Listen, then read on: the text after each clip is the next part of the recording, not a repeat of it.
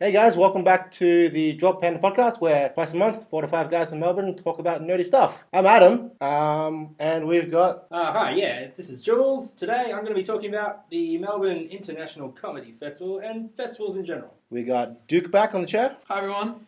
Today I'm going to talk about films that rattled you to the core. We've got... It's going to be great, it's fun. Special guest for the week, Nick. Hey guys, I'm going to talk to you about superhero films and if the genre will ever end. And back again for the second time, because we've only got 2 episodes so far. Yeah. Tim. I'm Tim, and my topic is on potentially unnecessary video game sequels. And I'm Adam. I said that before already. And I'm talking about movie sequels that have come out way after the original. Right? I think I'll just start. Go ahead. Everyone's heard of Pacific Rim? Yes. Right? Yeah. We got this movie that was made by, I'm going to butcher his name. Guillermo Del Toro. Yes. Go on. And that movie came out in 2013. The first one came out in 2013. Correct me if I'm wrong. Also, leave in the comments if I'm wrong. I'm probably wrong. But the second one came out this year. I watched it. It was great. I'm assuming none of you guys have seen Pacific Rim 2 yet. That is a correct statement. I haven't even seen the first one yet. The first one was good. Yeah. I enjoyed it. I have many other Del I Toro didn't realise movies that to the see. second one was out. When Me neither. It was out like Yeah, there's trailers. a month ago. Make heaps of money. Well, there you go. About a month ago. Pacific Rim Uprising. Serious? Yeah. A month ago. Yeah. It was like the week before our first recording session. Okay. Did Guillermo del Toro make Shape of Water as well? Yeah, He he did. just Oh. got Right, all so, the like- awards for that. Yeah, he raked up on that. So he made like Pacific Rim 1 Yep. and then Shape of Water, which was amazing. Well, Yeah. He did everyone thinks a it's couple other amazing. things. but It's not before amazing. Oh, controversial. Oh, I haven't seen it yet. That's we can talk about that It's- later. That's another topic. I haven't seen it yet. No spoilers. But he didn't direct the second one. Oh, he didn't direct it. He just No. supervised everything. produced He it. just slapped his name on it. Yeah, pretty much. I did you. Just fair. So, like, there's a 5-year gap between the first one and the second one. Is it in real time in the film as well? It's not. So it's There's the time skip in the movie. So it's longer than 5 years. In the movie. I don't think I actually said how long the time skip is between the first movie But and the it's, second it's movie. definitely... Significant enough. Okay. It's like, Interesting. for the people who've seen the first movie, fucking monsters destroy cities everywhere. That's great. The cities are rebuilt now. Okay. So you can think about Plot convenience. Oh, for mate. plot convenience. Also, dude, why haven't you seen it? It's like monsters, robots versus monsters. I don't know. I find other Del Toro movies interesting. So I don't find that one very interesting. Like What's your his favorite? horror stuff, I love. Like The Pan's Labyrinth. Pan's Labyrinth, the Hellboy Yeah. duology. But- Sadly, not a trilogy. Did he do all the Hellboys? They are Yeah, remaking. They're okay. remaking that though, aren't they? They're Oh, I'm going... excited for that. Yeah. Who's What's his it's name? Jim. No, the guy who plays Hopper, Oh, no, yeah. David Harbour from Yeah. Stranger Things, and the director is Neil Marshall, who did The Descent, which I need to go see, which is a horror movie from Right. back in like 2005. But yeah, it's Del Toro, yeah, but I just didn't have any interest in that one. Well, he's not doing this one, and there's a 5-year gap. What's his name? John Boyega. Yeah. Oh yeah, He helped produce this one, and like he's starring in He's it. starring in it, He's starring in it. He's like capitalizing on that Star Wars fame, right? Yeah, Oh, shit. he's everywhere. Yeah. He's hot right now. Yeah. It's good. Did anyone... No, that's very, Okay. very Is he English? He's He English. is, He's English. indeed. Oh, interesting. He's like a younger version of what's his name? Edra something. Idris Elba. Edra Elba. We're getting on a lot of sidetracks. Wow. Let's Anyway, get on the Okay. question. Yeah. Sequels. Can I add just one thing? No. Okay. Yes. All right.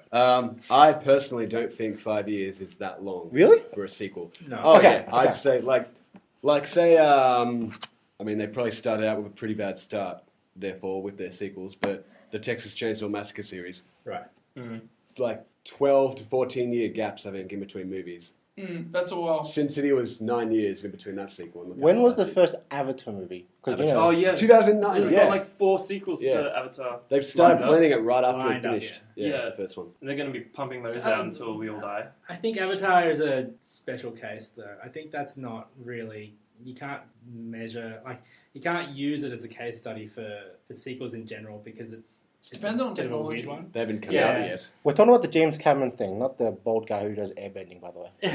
If anything, Yeah, you let's can- not talk about a sequel to M. Night Shyamalan's The Last Airbender. like really, you could pretty much compare the Avatar planning that they're doing with the MCU. Oh, Okay. what? How? So they're planning them How? because Well, as it comes out, they start playing the next one like years in advance. Yeah. In to build terms the of their universe. sequels, yeah. So when is 2 out? The When is 2 difference out? is they bring out the other movies like and spin-offs 2019, in between. Yeah. So we got Avatar 2 in 2019. Yeah. Then Avatar 3 in 2020. Much In later. 3D. I don't know if it's More than announced 1 yet, year. but the second one has been announced. But okay, let's bring us back on topic to like what would you consider an ideal amount of time to pass before a sequel is released? 5 years is acceptable 5 years. between the first original movie to the second one. Yeah. Because like we've got a really short attention span culture, right? We've got like things happening every day, new movies, new games, blah blah blah blah blah. You gotta forget about the original eventually. Yeah, but you don't want to leave it too long. Otherwise, people misconstrue it as like a money grab. Like they're just trying to like go through what they've made in the past and see what else they can profit on. Like make a sequel to. Like So another thing, because like I feel like we're in a weird nostalgia era. People just people are pumping out like old reboots and sequels to really old stuff, like Blade Runner. Yeah. What is that? 20 years That was since the 30, original? Which is a great 35 film, years. 35 years. 35 years, yeah. Since I Yeah. haven't seen it. It's Oh, no, spectacular. something I've like seen the yeah. original. 33, 32 years, something like that. That's the distence It between. is, yeah. the original Blade Runner to 2049. That was 82, Yeah. and this one was... Holy crap! Yeah, almost 35 years, yeah. I'll use 2049 as an example then, because I was going to say, I think time's got nothing to do with it. It just depends on whether your idea sucks balls or if it's a good one. And like in the case of like Blade Runner 2049, it came out way after the original, but it's like an amazing film. So I think that you could have a film be successful and then release a sequel in a year, and it could be bad in the same way that you could release a bad sequel 20 years later. Yeah. How late was Trainspotting 2, for instance? That was Yeah. 20 years. also around Because that was 20 years, very long. 25 And years. Yeah. I thought T2 was phenomenal. That was really good, yeah. It's not even just movies, like anime is doing it now. Like, I don't know if anyone watch Card Ghost- Captors. What was the Ghost in the Shell, Ghost yes, in the Shell, that's, yeah. that's a good example. That is also a good example. Yeah, I was going to say Card Captors, but okay. Jumanji was an interesting Ah. But that's not really a sequel, is It it? is. It's a Have reboot. you- Is it set Is in- it? If you watch the film, Oh. it makes direct reference to the original film in a sequel-like fashion, but it doesn't. Apparently it's not that bad though. It's good. I've heard it's a lot of fun. I watched it in cinemas. I had a great time with it. It's better than No you'd spoilers, expect. I still want to see it. But yeah, it's I don't know. The marketing was interesting because they didn't really bill it as a sequel at all. They But- built out the but it reboot. definitely Yeah, is. they did. Yeah. With The Rock. Yeah. They put Rock The Rock group. on everything to sell it. Jesus. Yeah. Okay. I'm glad you heard that. I'm not.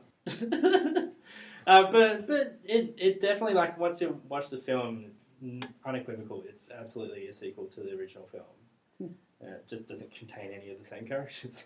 Huh. Yeah. Oh. So it's also like there's an element of that which Jumanji is really, it's a family film, and the sequel also. What's the subtitle for the sequel? Welcome to the Jungle or something like that. Jumanji could easily be a horror film. But it's a family film, and with family films, the generations sort of switch over, and that's so a interesting. bunch of new kids who have never seen the first film or only seen it on television screens will go to the movies for the first time and see this world that's been created. Based on their parents. Yeah, Yeah. and I mean, Star Wars to a certain degree falls into that category as well, where there are these new, young, up-and-coming nerds who are getting to experience big screen Star Wars for the first time in their generation. Because that's the same, pretty much the same amount of time. There was like the same gap between Blade Runner. It's pretty much the same gap between the sequel to Yeah. Star Wars 6. Like obviously we've had shit in between, but you know. Yeah. No, are we going to talk about those? No, Nah. we don't need. But what about Do it later. like cross-medium kind of films and TV, like Sherlock, for instance? Like, Oh, yeah. because in the last couple of years we've had Sherlock TV, like the American version and the UK version. Then we've had the Robert Downey Jr. film, Yep. Yeah. like both of them. It did seem like Like- all that happened very Very- close they together. haven't- Yeah. There's like also an 7 years, Asian yeah. lady Sherlock as well Yeah. now. That's the what? American. That's the American Is one. it? That's Yeah. On awesome. HBO? Lucy Liu. No, there's another one. Really? There's enough, no, I know the one you don't. Lucy Lou's Watson in that. Oh. Yeah. Yeah, like, are we going to be getting like a rest from Sherlock Holmes and like a revival 10 years down the track of Sherlock I Holmes? feel like or is Sherlock Holmes is a bit different because Sherlock Holmes is it's more of a mythology It's a That's 200-year-old a good book. point. Yeah, It's not 200 years old. It's about 100 years 1800s. Did you Just make that over. up, Tim? No, it was like old. It's 1885. very yeah, late 1885. Yeah, late 1800s. I was just rounding it out, Paul. Oh. 1800, late Wrong way. 1800s, early 1900s. Like it's one of those iconic works of art that it's less a Yeah. matter of like long waits for a sequel. It's more just a whole bunch of different adaptations. But there are plenty of like fictional characters from that time period and since then that have just been forgotten about, and for some reason we've kind of focused on Sherlock Holmes. I wonder Like- why. Like, yeah. I think your point that it's a mythology as much as it is Yeah. a Character. character Yeah. is a good one. Like I think, and like the relationship between Sherlock and Watson, like there are certain parts of it that you'll see in every version of Yeah. the Sherlock, however Yeah. it's portrayed. There are sort of core elements that sort of exist. Like he's an aloof sort of weirdo. Does detective stuff. Yeah, he's good at detecting, and he has a partner in crime who might be a little bit more socially aware, I guess. Yeah. Yeah. And those are sort of timeless qualities now. Something that people obviously respond to. that's because it was adapted correctly, I think, for the time. Yeah. Like UK version of Sherlock was like hit the nail on the head Yeah, for sure. for like what it was. All right, over to me. So in Melbourne here we have the Melbourne International Comedy Festival running. As we record this, it has, I think, just finished its second week or is halfway through its second week. But when we release this, we're like, just to give you guys a peek behind the curtain, we don't release the day that we record because that would be difficult and insane. So You also record in the cave. we record in a cave, and then it's sent by carrier pigeon to our editing suite. And then once we get it out, this podcast, like the comedy festival, will be maybe a week later or so on in its season. But I did want to talk about like my experiences with festivals and comedy festivals and film festivals and things like that. But before I get on to like what I consider the ideal comedy festival night out, I want to ask you guys how you guys enjoy festivals and what do you do and what do you expect out of it? How long is a comedy festival? So the comedy festival, this one is 6 weeks long. Holy crap. Yep. So Wait, is that longer than usual? no, I'm pretty sure they do. Like it's all the month of April and then a little bit each way. Cool. I gotta find some new comedians. I just listened to Russell It's good Peters. for that. I only listen to Russell Peters stuff. Go to maybe like pick out a name by random and just see them. give a someone you don't know a chance. That's what I do. I pick out 3-4 people that I don't know and I go with my parents. Great. It's a good night. Any of you guys, other like Duke or Tim, do you partake of the Festival of Comedy? I performed in it once. Fantastic. Yes, he has. You have? You know Class Clowns? No. Yes. Yeah, so I was in the national final. So Class Clowns is like a comedy festival for like under 18s. And when I was 18, I got into the nationals at a theatre across from the town hall. It wasn't in the town hall the year I did it because tragedy, but it was in an equally cool theatre, but not really. Awesome. Okay, so this is my advice, and take it with a grain of salt. It's catered to someone with certain funds and spare time and stuff like that. I'll start with tips and tricks, and then I'll get into what I reckon the best comedy night out is. Okay. So my first tip and trick is go with someone that you know. Go with a friend. Don't go it alone. Like it's okay if you want to go on your own, but like you want to be able to talk about what you're seeing with other people, and like it's hard to do sometimes. The second thing is maybe have someone in mind that you definitely do want to see for your night out. But like I like to keep it loose, and again, this isn't advice that will apply to everyone. It's very like you have to have a certain attitude and a certain sort of. Some people might not love what I'm about to say. But what I reckon is the best thing you do, and this will apply to any festival you go to. There's heaps of festivals around the world. There's Montreal Comedy Festival. There's Edinburgh Fringe Festival. There's all sorts of festivals. They all work roughly the same way. They'll all have a hub for the various activities that are going on. So in Melbourne, it's the Melbourne Town Hall. Jump in there, have a look around, and what you'll find is around 6 o'clock, there'll be heaps of comedians just standing on the street corner going, come and see my show. And then you can have a little conversation with them and say, what are you going to be talking about? What's your deal? What's your shtick? The other night, there was a guy who was wearing a big cardboard cutout of a mandarin, and he hands his flyer and he goes, fruit-based comedy. And I was like, that sounds hilarious. I want to see that. Yeah, that would work for me too. Exactly. And you can interact with them a little bit, just find out what they're on about. And if it's something you're interested in, you can sort of book in and go and see it. And usually, like, if they're not in the town hall, they'll be somewhere around the corner. And it won't be hard to make a night of it. And then you see that show. If it's starting up pretty soon, then you come out, grab a drink from a bar, find another show. And there's a club across the road as well. Yeah. Yeah, well, there are clubs also. There's like lots of places to drink. And the bonus of that is you might even see the comedian that you just saw at the bar that you're getting a drink from, and you might be able to say hi, thanks for the show, and get an autograph. Well, yeah. Well, the thing is, the artists who stand on the street corners are not going to be people that have the amount of fame that that you would want to get an autograph from. No offense to them. They're all very talented, but this is an idea for people who are looking for some smaller shows to get into new comedians that they never heard of, and a lot of local Melbourne stuff as well. I love supporting local artists. Exactly, yeah. We're also a local artist. Yes. Come by the town hall tomorrow and we'll to come hang out with us. We'll be wearing cardboard suits Yeah.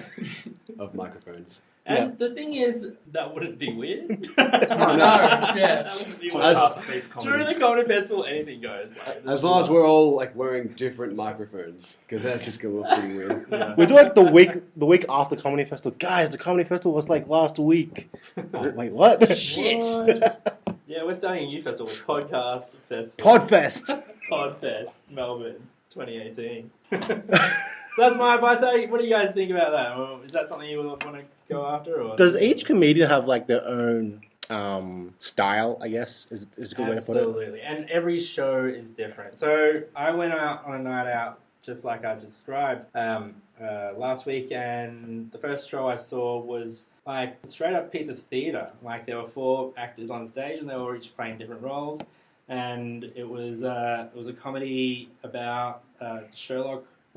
Sherlock? No, it wasn't Sherlock Holmes. It was Shakespeare had gotten into a TARDIS and travelled back to Julius Caesar's murder, and that's apparently how he got the inspiration to write the play Julius Caesar. It was quite funny. And then I came out of there and I went round to the town hall, and there was this dude who was like, "I'm from Adelaide. Do you want to see my show?" And I was like, "Oh, sure, let's go in there." And that was a bit bad. Here's the thing. There are stinkers. There are bad comedians sure there out are. there. I'm sure There are some guys, real groaners, they're not, Yeah. necessarily all going to entertain you, but, and my other pro tip, go on a Tuesday night, everything's cheaper. So, What? Just it's a time-honoured tradition in Melbourne of tight-ass Tuesday. fair enough. And it carries on into the festival. So, then you don't burn up as many dollars, you don't feel like you've wasted as much money. So if you do see a stinker, it's not a big deal. And then I came out of that and I saw Ben McKenzie, who's a nerd, and his show is basically, and I think he's had his final night already, but he plays board games with other comedians on stage, and that's the show. Huh. Yeah, it's really cool. It was really fun. I'll make great YouTube content. Well, yeah. But and he interacts with the audience, says what games have you guys been playing, all that stuff, and it's a good time, and a lot of these up and coming sort of emerging comedians as well are happy to hang out after the show and meet and greet, and and they're just super approachable people as well. So if you just want to hang out with them and say, hey, well done, good job, and then they'll probably be up for it. Do any of those guys who start off at the comedy festival become bigger names? I have what would you recommend? an excellent story. Well, I can't the problem is because we're in a changeover week, a lot of the shows that I just saw are closing or have closed, so I can't actually recommend stuff. Right. Right. This is why I'm saying a better plan is just get out there and Yeah. have a look and talk to people. Well, if they come back next year or whatever. Yeah. Okay, so Ben McKenzie, if you ever see his name anywhere, is a great one. I saw last night Lauren Bock, who's a local comedian, and her show was fantastic. The best show I've seen so far. Having said that, I haven't actually seen that meme. But look out for that name. Bok, spelled B-O-K. And yeah, those for right now are my top recommendations. But I do have a funny story because I was watching a series on Netflix called Love. It's got Gillian Jacobs and this nerdy dude. And Gillian Jacobs' character has a housemate who's an Australian.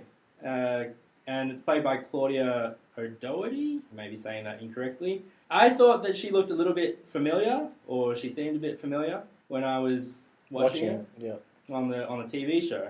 And when I looked her up, it turns out that I had encountered her in real life about 10 years ago when I was working on a Fringe Festival show. And we had the same changing room. Like, we shared a changing room for two different shows at the same time. So I literally rubbed shoulders with her. Cool. And now she's on Netflix. So you see a small artist now, who knows where they're going to end up. And you can be there and say, I remember when they were doing a tiny room for the comedy festival. And the atmosphere on those rooms, by the way, that's the super fucking cool part. Is it's not just about going out and seeing live theatre. It's you go to bars and shit, or back rooms of hotels, and you're just with a bunch of strangers laughing. And it's you don't do that in any other context. And that's the other thing with the cheap shows. Usually the cheaper the show, the more atmosphere you're actually going to get. Yeah. So no, it's cool. Yeah. I like to see them when they're hungry. Yeah. When they really want those laughs. And they're really working hard for those laughs. It's good. But having said that, I've seen the big name shows too, and they're good fun too. So if that's what you're up for, if you just want to see the latest Arj Barker show, then have at it. Because Russell Peters was in Melbourne a couple of months ago. Yeah. And I think Kevin Hart's here in December. Right. I was going to see Kevin Hart. Fuck, his tickets are so expensive. Well, that's the problem. I paid $150 for Russell Peters. Really? And my seat wasn't even that great. It was a good show. Lucky you could close your eyes and it wouldn't actually make a difference. I'm joking. I actually thought about that for a second. No, I had to tilt my head to the right a lot. It was weird. To the right a lot. It was really I'm sorry, weird. this was so traumatic. Really great for an audio podcast because I can't show them my neck tilting. Alright, I'm going to bring the mood down, but this is interesting. So, I watched a film the other day. It's called Ballabo.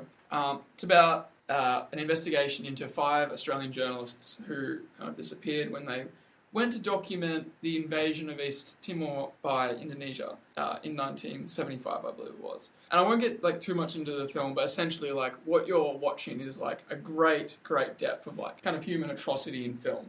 And I was watching this at my film school, and I came out at 11 a.m. and I was just just absolutely cooked at this depiction of what people can do to one another. And I think that when I get angry at a film or whatever, or not angry at the film, but when the film inspires that within me, it makes me realise that when you get rattled by a film, that in many ways is when it's at its most powerful, because it just makes you want to think about how can we change it. Even if you can't, the fact that you're thinking about it is powerful. So that was my question: is what is a film that you guys have watched, or even I guess you could even talk about powerful emotional responses, but when you've watched a film that's just made you feel just upset with something, just it sucks that I live in a world where this thing happens. So that's what I'm throwing out there. I honestly can't remember one that's given me such emotional distress. So another good one is a lot of people mention the beach scene, Saving Private Ryan. I heard that brought back serious PTSD for World War II veterans, that they thought it was the most realistic battlefield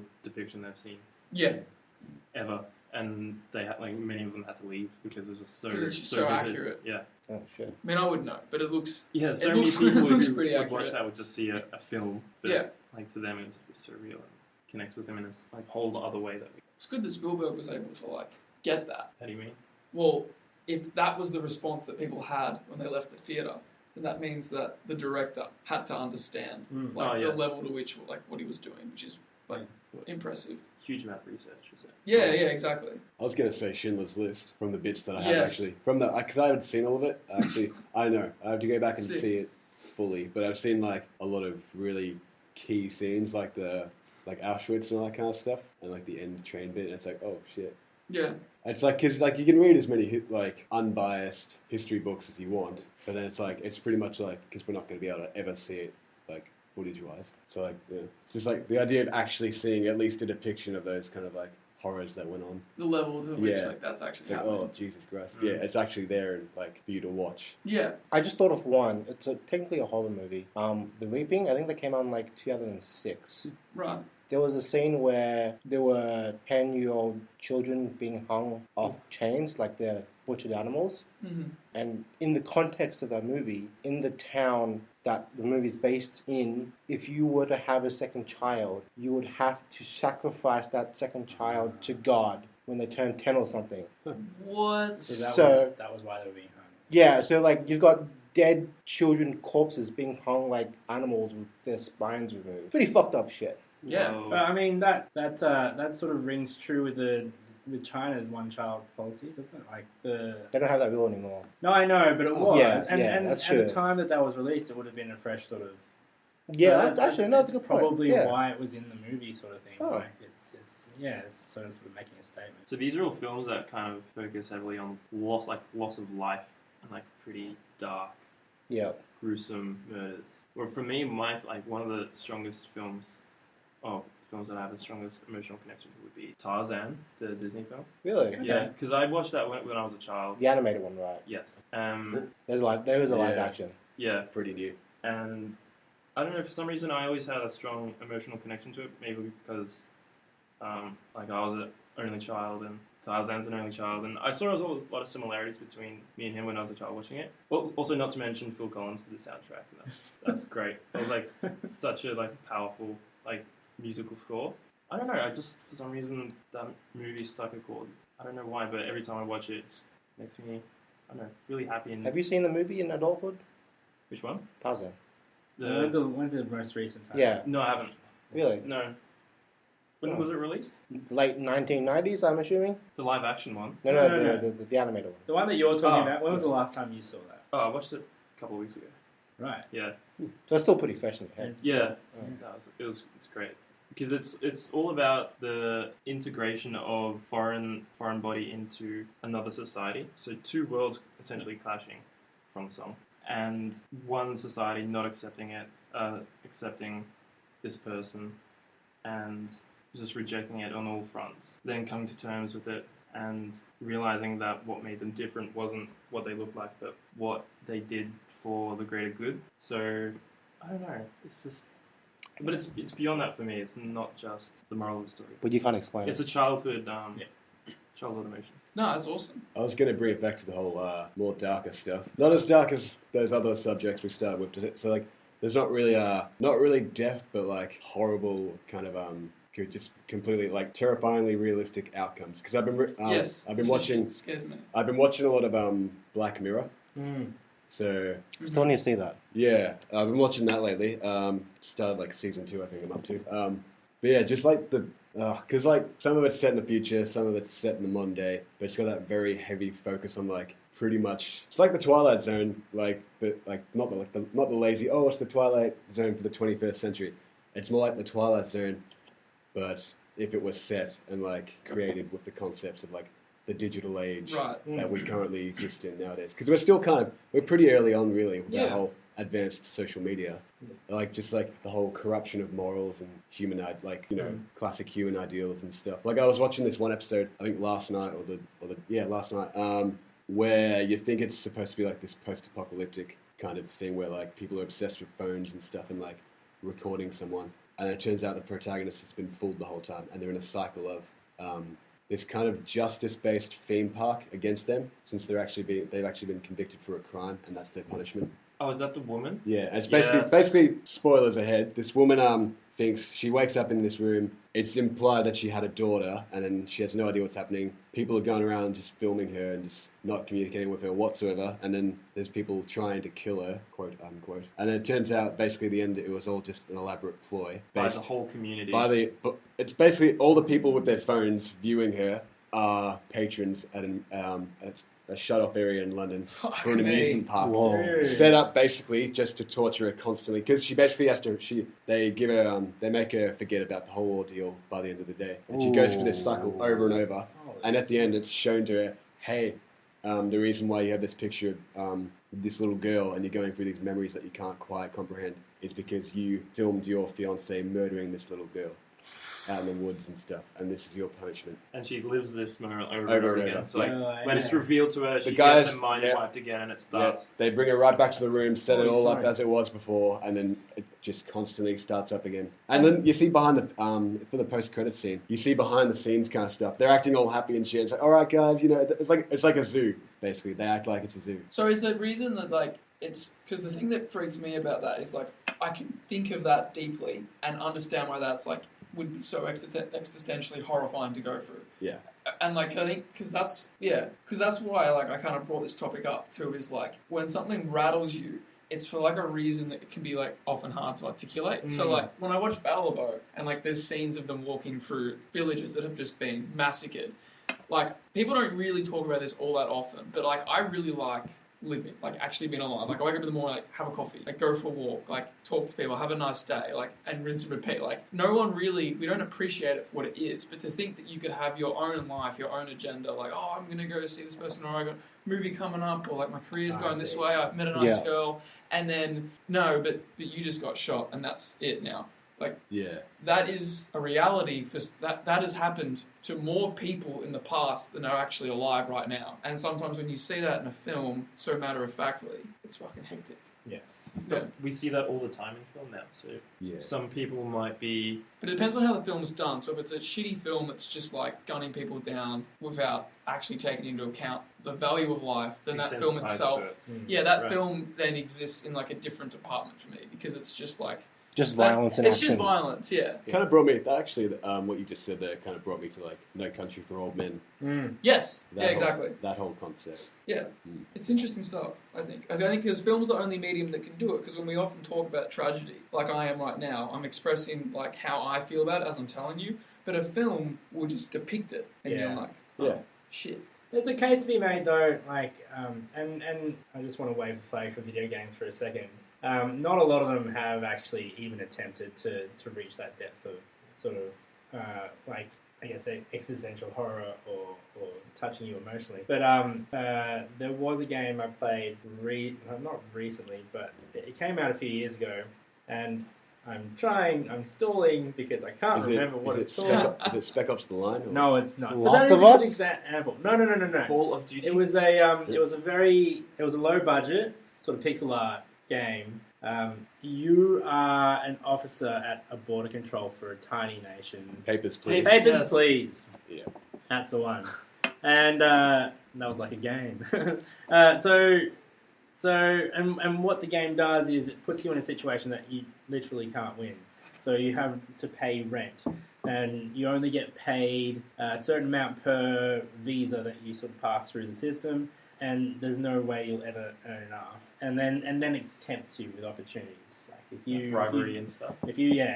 Someone has a visa that shouldn't get through. And by the way, the actual gameplay of passing through visas is very complicated, like way more complicated than it needs to be. Because you've got your little manual of what visas are allowed in, and then you've got a list of rules. Like today, you can't let in people from this country unless they're a male or something. It's just strange. And so you're working with all these different icons, and then someone might be like, oh, I'll give you an extra $30 if you just let me through without even looking at my visa. And then there are obviously consequences for getting it wrong. And so there are terrorists in this world. And wow. Yeah, and like I played my first playthrough of that. It's got like 16 different endings or something like that. I had one ending. I was like, okay, I'm done with this game because it's too intense for me. Like this is an indie game. Decisions. This is an indie game. Yeah, it was that a tiny indie game. Incredible. I literally could not deal with the decision making in that game. It was actually. Did you play it to the end? I did play it to an end, but as I said, there are several different endings depending on what choices you make throughout and what sort of people make it through. So that's as much as I agree that film is much better at this currently, and maybe games will never get as good at this as film. I think they will. Yeah, they're definitely getting there. But storytelling in game. I should correct. Definitely. They've got the technology for that now. I should correct what I said. I'll say storytelling is a better way to say it. I meant like I just think in the realm of film is how my brain works. Yeah. Especially with VR and like the immersion. Like the more immersed you get into your medium, the larger like emotional investment you have. So when you start getting like like VR headsets and you're living and like breathing the person, the character that you're playing. I feel like that's just going to take it to a whole new level. Well, my topic is on, as I said, video game sequels. Because I've been thinking about basically my two most anticipated games of the year so far are both sequels, Red Dead Redemption 2 and Last of Us Part 2, both of which I finished and thought they weren't necessarily games that really deserved, like, that really needed sequels. Like Last of Us, like, I figured it would happen for Last of Us because it was so huge, and it's like, there's no way they're not going to capitalize on it. So I guess that one's going to happen, anyway. But like Red Dead, because they already had Red Dead Revolver prior to that. And it's Rockstar Games. They don't generally, aside from like the Max Payne trilogy, they don't generally do sequels. It's more like their series are anthology, little isolated stories in each installment set in the same universe. Which I thought they were going to do that with Red Dead when they made the next one after the success of Redemption. So like it makes me think of the Team Ico games, which are pretty much set in the same universe, but like Ico, Shadow of the Colossus. Oh, yeah. The latest one, Last Guardian. It makes me think, really, do all video games necessarily need sequels? Like, do we really need to enhance the mechanics? So I find it interesting that you brought up the fact that Red Dead Redemption was itself, if not a direct sequel, at least a spiritual sequel to Red Dead Revolver, which was an entirely different type of game. Yeah. And I think this is what makes this an interesting topic, is that the technology for games and even like the tastes of gamers change so rapidly over time that from generation to the next, you're looking at two different things completely. Right. If you were to play the very first Call of Duty, it would feel probably unplayable now compared to the latest sort of Modern Warfare titles. So like things change that quickly. So I think it is interesting to revisit a title given the years of like change in the interim. I don't know that Red Dead Redemption 2 will do that. I think Rockstar in particular tend to stick to a formula nowadays. Like obviously love their earlier stuff and have had many hours of good times with all the GTA titles and stuff. But they do have a certain sameness to them, which I was talking about open world games last week, and it sort of definitely falls into that category. So how would you feel if the game you were talking about just then had a sequel to it, like in 5 years' time? Which game? The one you were just talking about just then. The one. Paper something. Papers, Please. Papers, I Please. think Julz is done with that world. I mean, I'd be curious. I think, the thing about that was that was a retro game itself. It was released probably 5 years ago, but it had the aesthetic of a 16-bit era game. Like it looked like all pixel art. And so in a way, what I'm talking about now with the technology changing, like it's already sort of sidestepped that entirely. Like you wouldn't do a 3D. You wouldn't necessarily do a VR version of Papers, Please, and if you did, it'd be horrifying. Probably. You have to deny this cute little family that's standing right in front of you. Perfect motion capture, like L.A. Noire. No, not even. Like that'd be. Yeah, I would cry into the VR machine, and that wouldn't be good for anyone. I'd watch that. I'm not sure. Like in some respects, it's kind of similar to the film, and whether films, like film sequels, are more. Some of them are more financially driven. So like just out for a quick cash grab. Yeah. But I'm not sure. I don't know what the profit margin is for games. Whether it's more beneficial to make like a sequel to a popular game to get quick cash, or the majority of sequels to games are driven because the fans and the developers want to like cap off the series. I can't think of a game that was brought back just because of the fans. I was thinking of one. I was actually thinking of a series. I'm not sure if it is though to like the same extent as films for games, because is it like as easy to make like a whole new game and like come up with? No, it wouldn't be like a whole new game. They'll bring in the mechanics that they built from one and bring into the sequel.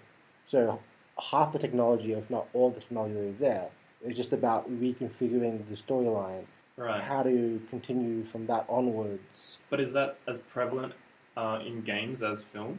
Does that happen as often? Where the developers just push out a new game. I mean, obviously, Oh, think yeah. of like Assassin's Creed. I was going to say, I can think of an example that actually has both those, sadly, both those scenarios.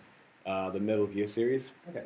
Because apparently when Kojima first did it back in the 80s, he didn't, I'm pretty sure every single sequel he did to that series, he didn't want to do. Like, he pictured it as a standalone game, and then I think Konami made the sequel, like an unofficial sequel, without him knowing. So he said, well, screw this, I'm going to make an even better sequel. And then he did, Metal Gear Solid, then 2, then 3, then 4, and then finally 5, just because he'd keep getting more and more requests from fans. And then the developer just making it as a cash grab after he left Konami doing Metal Gear Survive, which is probably the most shameless cash grab I've ever seen in video game history.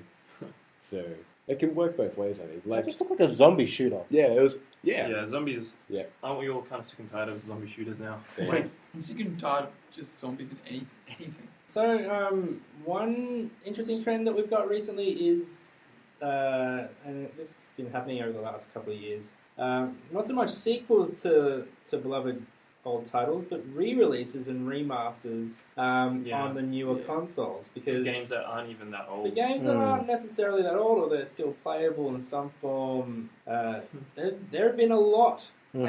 And Very true. but this is speaking to your point about, Nick, about how if they just want a cash grab, they'll just push something out. And like nowadays, it's the remake. So sequels don't seem to be a part of that necessarily. So I know. The fact that there is now this culture of remakes makes me think that maybe a sequel has some value beyond just nostalgia. Are you saying remake as in remaster, or are you saying two different things? Remaster. Remaster, okay. I should clarify. Like literally all the same assets and They just look better. No gameplay changes. It's a skin cover. Yeah. HD remasters is what I'm talking about. I do think sequels are completely warranted. Like, go for it if they actually have a proper story or continuation to tell that doesn't feel like a cash grab. Like, pretty much when Last of Us 2 got announced, I was really skeptical, and then I found out, Neil Druckmann had been planning it since while they were doing Left Behind, that expansion. So that put any qualms I had aside. And the same thing, Duke, with Better Call Saul. Right. When that got announced, the prequel to Breaking Bad, when that got announced, I was like, oh, shit, okay, here we go. I had the same And it's thought. actually, arguably better than Breaking Bad. Yeah, which is amazing. definitely right up there with it, I'd say. It's incredible, yeah. But yeah, so... Well, what about, for instance, Duke Nukem? Was that that a shameless cash grab? Or that's an entirely different That was in That was development, development for so long. Yeah, it's just funny how long that was in development for how shit it is. Yeah. Well, I haven't played it. But and It's then gone eventually, once, who was it? The Borderlands guys, Gearbox. Oh, I think yeah. they got the got rights it. and they just shoved whatever they had out. Pretty much, yeah. Because it been was so too long. much of a joke that Yeah. it'd gone on. The that hype long. was, I think, Well and truly well, dead. there was no hype. Yeah. All right, shall we move on to the last topic? The guest for the day. Last but not least. So I will be talking about superhero films and will the genre ever end? So in the last, say, 10 years, I think Iron Man came out in 2008, so that's about 10 years. We had Spider-Man before that. Well, I'm Back in the day. yeah, true. I'm going to kind of focus on the current MCU, Okay. like just for this. Okay. Sure.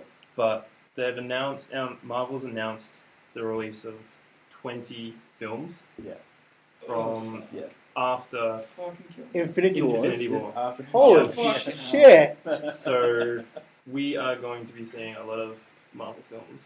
Right. Yeah. And then from that, we'll be seeing a lot more probably independent superhero films that are also trying to jump on the bandwagon. So that could be Right. DC, that could be Fox, So- even though Fox has sold a lot of their properties back over to Marvel. I mean, I guess the question is, will we ever get sick of it? Yes. Well, Is anyone already tired of superheroes? Oh, shit, yeah, yeah. absolutely. I am. I love superhero movies. Yeah. But give me a break. Yeah. My approach now is directors. So if it's from a director or a writer that I like, I will see it Sure. the same way I'll see a film from a director or a writer I like. It's not a superhero film. It's like I'm keen for Infinity War because of is it Russo or Russo brothers? I say Russo. Russo brothers because Russo. they're like fantastic. Like they Yeah, direct yeah. action so well. So how can you not be excited? Did they do Civil War? Or That's did they it. do They Captain? did Civil. They did. They did Okay. Civil War, which I think is like more juicy. Yeah. of Marvel's biscuits. I love juicy biscuits. Soggy biscuit. Wow. All right, cool. We went there. Decent. I'd actually say I'm more excited. I'll probably end up taking your approach, Duke. Either directors and writers or characters that haven't actually been explored yet that could offer something They're all the different. same. No, there's a few. There are actually, like, it's been really traditional kind of superhero shit. There are actually because I love, Yeah, okay. as you would know, Adam, I love I mean, it's not like I hate the whole superhero thing. I read a lot of that stuff, but I absolutely love like the dark fantasy horror based kind of stuff. Yeah, that's underrepresented. Yeah, Yep. A lot. hugely unrepresented. Yeah. And the cosmic stuff's getting quite a lot of Attention. at the moment. So yeah, but who knows? It could go that way. But yeah, I'm more excited about like the non-MCU movies, like the non-traditional stuff, like Hellboy. Hellboy. But yeah, like what we're just starting to see after the success of Deadpool and Logan, like more mature, like different, Mature not Deadpool. not more adult, less like the classic cliched golden age superhero kind of thing. Well, in the modern era. Logan is a western. Guys, Yeah, total guys, Western. I'm waiting for the Booster Gold movie to come out. Basically, a satire on the whole thing. Exactly.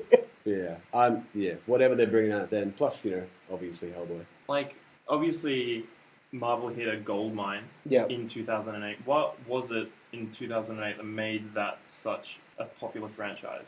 Like, what What a good was it? question. That's a really That's good question. Was it like the accumulation of really like state of the art CGI, like to the point where it was They made it indiscernible? cool. It was like up to date. With, Well, like, Well, they made it hit. Like, their first guy was like this rich millionaire, like Yeah. drank whiskey in the And back of the nose and like the thing swore and is- shit. The They're doing Iron it. Man was never an A-list comic book superhero. Yeah, That's true. Wasn't he is he? now, Like, yeah. like I didn't know anything about it. Yeah, So B-list, pretty much. yeah. So and the fact that and obviously the reason why is they sold the rights to all the big characters and big properties to other studios, but they started with Iron Man and it was massive and it was a big surprise to me. Yeah. It was a good film. It's really good. The first I one. think the way they did the first phase of the MCU contributes to that factor. Like, imagine if they started with Captain America. I don't That would have been think jarring. Was Yeah. Captain America as popular as Iron He's Man? No. jarring. Yeah, not no. the first Captain No. America. I don't think he was as relatable because he's a Second World War character. Yeah. That's true. So if phase 1 started off with Captain America, and then, I don't know, Thor, then Iron Man, Yeah, but would have... Thor was unknown. I think even more so than Iron Man. I don't think. It's hard to think back now. Like, It it's is. Yeah. obviously It's Spider-Man difficult was to assess. probably the biggest Marvel. Spider-Man was still on people's minds. Yeah, though. yeah. Because Tobey of Maguire Tobey stuff. Maguire But also, trilogy. even in terms of the comic books, Spider-Man's always been hugely popular. He still is. But He why never- didn't through the the 90s. Spider-Man? Why didn't Inspire- Spider-Man trilogy kick off like a universe? Were they aiming for an extended They universe? weren't. That's why. No. They It was- never. Nobody had that vision. Yeah. Because, it was But just was the Raimi's first trilogy. was the Iron Man trying to kick off a Yeah, trilogy, they were, like a I think. universe as well? I'm pretty sure they were. can't remember. Was there a tag at the end where? Nah. Oh, actually there was don't know. Nick, there was Nick Nick Fury. Fury. He came out. And he's like, Yeah. I want to Avengers talk to you Initiative. about an initiative. Or something. Yeah. That makes me That's think they true. do have a Yeah, plan. mine- Yeah, at the I'm start. pretty sure that was one. Interesting. Iron Man? They would have been teasing Iron it. Man They probably one. didn't Yeah. have it fully developed. So I can't remember. But it is also like the fact that Marvel was in that position because they were making their own films and not selling off their rights to other people. Didn't so, have like so, studio so interference. the potential was there. They just needed to bring it together and make it happen. It was just luck. Right place, right time. Right place, right time, definitely. Perhaps Yes. some feistier kind of spin off of this question. Sorry, Tim, is what you were going to say, mate? I actually was thinking maybe it might have been. I think the success of Nolan's Batman, Batman Begins to start it off with, because like we'd already had like the late '90s. They had all those really crappy Batman movies. Yeah. Batman Some of them were movies. good. Tim Burton. It Also, was- some of them were superhero good. movies in general in Yeah. the 90s weren't They were great. crap. We basically had they just died off again in the early 2000s. Aside from Sam Raimi's Spider-Man trilogy, Yeah. there was nothing. Then suddenly Nolan comes along with a gritty, realistic Mm. take on the superhero genre, Mhm. and then comes Iron Man, which obviously Yes, okay. isn't that classic. I mean, it was around back then, but he wasn't like the classic superhero in tights kind of shit. It Like, was definitely those two movies Yeah. that started it. A It was much Dark better way to Knight and start it. Iron Man, yeah. Also, like Iron Man, like one of the other connecting tissues between The Dark Knight and Iron Man is the fact that like there is a certain amount of a moral lesson in there, or some sort of moral story where like Iron Man's issue is that he Substance is abuse as well. no, but there's that. They didn't really portray that in that movie. He is an arms manufacturer. His company builds weapons, and then he's like, no, we need to go to this free energy stuff. This is where the future's at, and this is where I want to be. And so, like, I think that's where the maturity of the storytelling comes through. It's the fact that there's, there's more depth to it than just one man. It's aware. It's like Like the war in Iraq was still pretty prevalent it was at that very time. fresh, yeah. So Sure. What I was going to say before is, do we want it to end? So before I say, so my answer is yes. Like but like you can't. So the thing that's really tricky about this is, I say I want them to end, but I don't in like a black and white sense. Like we could get a great superhero film at any point. My biggest thing is like you get good and bad ones. Some people are massive Marvel fans. Some people hate it. Whatever. But the problem is when we stock up so much of our multiplex bookings with 20 films down the track, we lose so many other potential stories. And like other people will say, but Duke, like it's irrational to think that if we stop making superhero films, then everyone would go see indie films. That wouldn't happen. There'd just be more blockbusters. And if that's true, then sweet. But at least, like, you don't know what the next new thing is until you get it right. And like at some point, do we have to go? Like, are we missing out because we're literally just watching? Because more and more superhero films. Yeah. So, like, I personally am ready for them to calm down a little bit. Just pump the brakes. Just let us rest. Like, after Infinity Wars, take, like, maybe 4 years off from making movies. And then start with whatever phase 5 is. Yeah. And then they can reboot it. Start over again. We'll get a new Iron Man. They've made over $14 billion in the superhero franchise. That's just from Marvel. Yeah. Jesus. Yeah. Absolutely. Merchandising. So after superhero films, what will be the next genre that will take everyone by storm? I don't know. Or is it too early to tell? Okay, so what I would say is that one thing... Like, has one genre dominated the market? Like, there's something small that will resurge. If you just look at the fact that if there's an oversaturation of something, then at some point people will be dissatisfied that we're not getting better stories. And then So what I reckon, like, if there's a failing to the superhero genre, is that like the superheroes they're in a class of their own. They're not anything necessarily that a regular person could aspire to or ever encounter in their lives or something like that. So like the alternative, the opposite would be stories about regular people who get into extraordinary circumstances and somehow contribute to. I would absolutely be down for a bit of that. And I think like the closest we get to that usually is like a disaster film.